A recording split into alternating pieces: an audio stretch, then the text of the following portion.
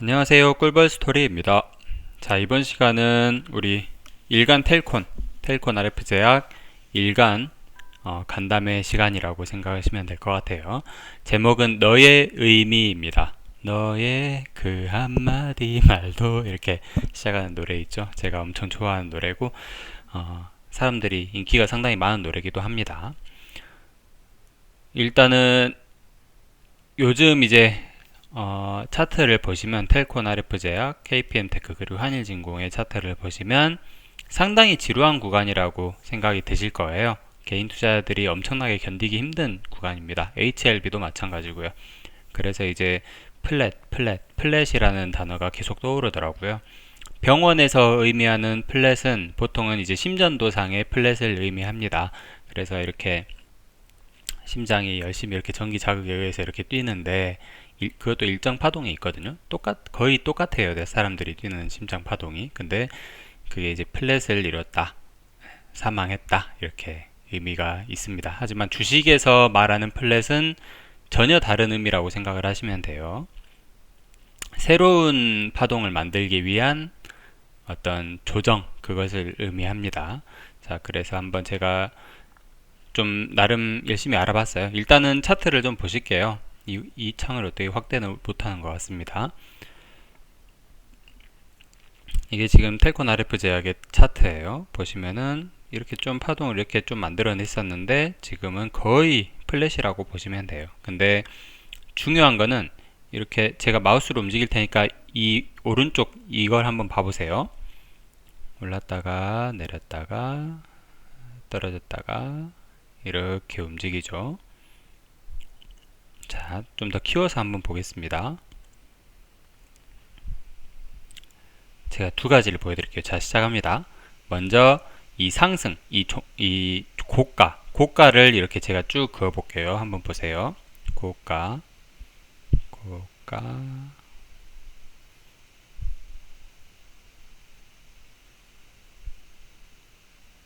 자, 보셨죠? 자, 이제 저가를 찍어보겠습니다. 이 차트 일봉상의 제일 하단 부분을 찍어볼게요.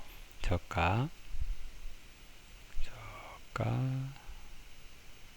이렇게 움직입니다. 뭐가 좀 느낌이 오시나요? 고가를 이렇게 움직였을 때는 상당히 이렇게 변동성이 상당히 크다고 생각하시면 돼요. 많이 움직였었죠, 방금. 근데, 저가를 이렇게 찍어서 움직일 때는 움직임이 좀 없습니다. 움직임이 좀 없고, 그리고 상당히, 뭔가 멈춰져 있는 듯한 느낌. 그런 느낌을 좀 받으실 수 있었을 거예요. 일단 그런 느낌을 받으시고, HLB도 한번 봐볼게요. HLB 참고적으로 보시는 겁니다. 일간 텔콘 시간이기 때문에 HLB도 마찬가지로 쭉 이렇게 가다가 거의 요즘은 완전 이렇게 플랫이죠. 근데 HLB랑 텔콘의 다른 점은 뭐냐면 HLB 같은 경우에는 이렇게 이 네 가지 일봉상에서 더 아래쪽에서 지금 움직이고 있고, 텔콘 같은 경우에는 네 가지 일봉상의 상단 부분에서 이렇게 움직이고 있다는 거 생각을 하시면 될 것 같아요. 자, 그래서 엘리어트 파동에 대해서 한번 말씀을 드리려고 하는데요. 파워포인트로 좀 정리를 해왔습니다. 자, 보시면은 주가는 연속적으로 8개의 파동이 사이클을 이루며 상승과 하락을 반복한다는 이론이다. 엘리어트 파동 이론. 미국 회계사 출신 아마추어 주식 분석가인 엘리엇이 1938년 파동 이론이라는 저서를 통해 발표한 이론이다. 지금부터 약 80년 전이죠. 21세기에도 여전히 주식의 등락을 예측하는 기초적인 기술 분석 기법으로 인정받고 있다. 엘리엇은 1930년대 초부터 과거 75년간의 주가 움직임에 대한 연간, 월간, 주간, 일간 데이터는 물론 30분 단위의 데이터까지 면밀히 분석했다. 그 결과 주식시장도 자연법칙에 따라 움직이는 반복적인 규칙이 있음을 발견했다.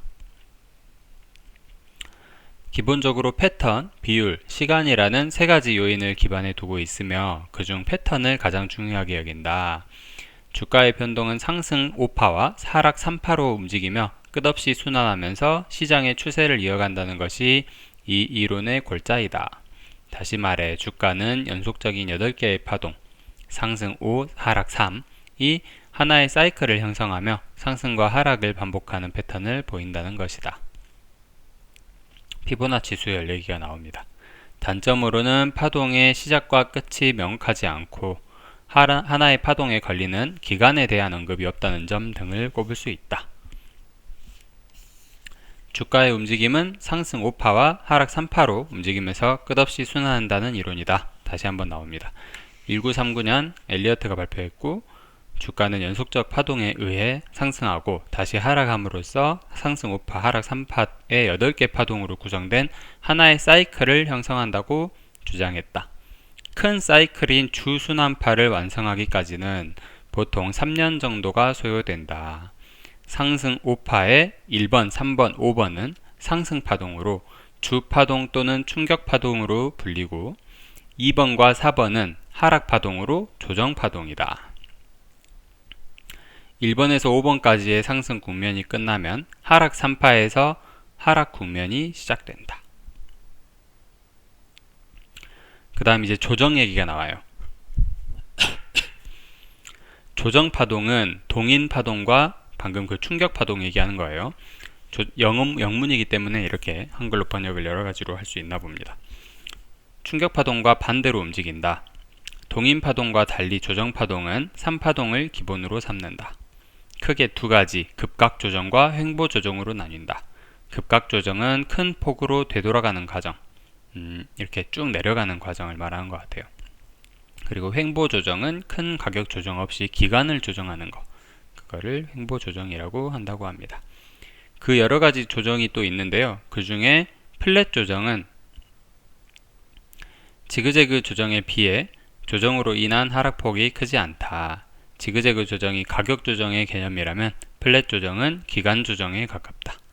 확장 플랫, 그리고 이제 이 플랫 조정도 확장 플랫, 뭐 유동 플랫 이렇게 구분된다고 하고 뭐가 엄청나게 많더라고요. 그래서 이제 제대로 파악을 하기 위해서는 이 엘리엇의 저서를 한번 읽어보면서 쭉 분석을 하고 그림도 그려보고 해야 될 것 같아요.